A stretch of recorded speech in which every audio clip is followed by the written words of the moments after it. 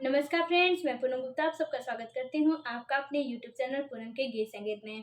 Friends, बहुत ही प्यारा नाच पर का ये गीत है और जिसे मैं प्रस्तुत करने जा रही हूँ। और अगर आपको अच्छा लगे तो आप प्लीज़ हमारे चैनल को ज़रूर सपोर्ट करें और सब्सक्राइब करें, लाइक करें, कमेंट में हमें अपने अनुभव ज़रूर बताएं कि आपको कैसा लगा।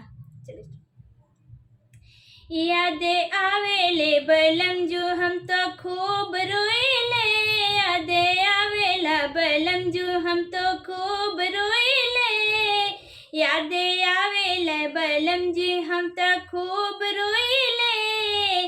सास कहली बहू भात बनाई दा, सास कहली बहू भात बनाई दा रे, अरे चूल्हा पे तसली पटके खूब रोइले, अरे चूल्हा पे तसली पटके खूब रोइले, मन त करेले बलम जो हम त खूब रोइले, मन त करेला बलम जो हम त खूब रोइले।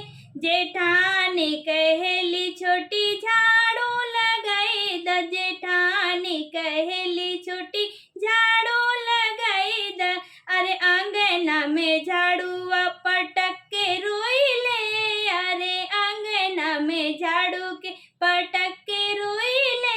यादे आवेले बलम जो हम त खूब रोइले, यादे आवेला बलम जो हम त खूब रोइले।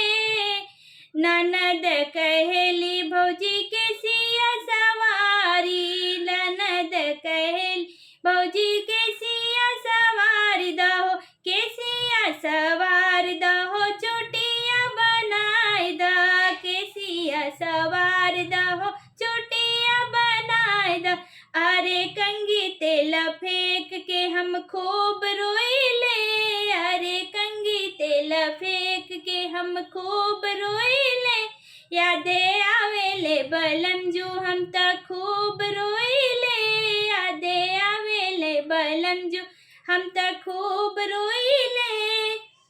देवर कहले भौजी बिस्तर लगाई दा, देवर कहले भौजी बिस्तर लगाई दा, बिस्तर लगा द भौजी बिस्तर लगाई दा, अरे तकिया गदा फेंक हम खूब रोइले, अरे तकिया गदा फेंक हम खूब रोइले।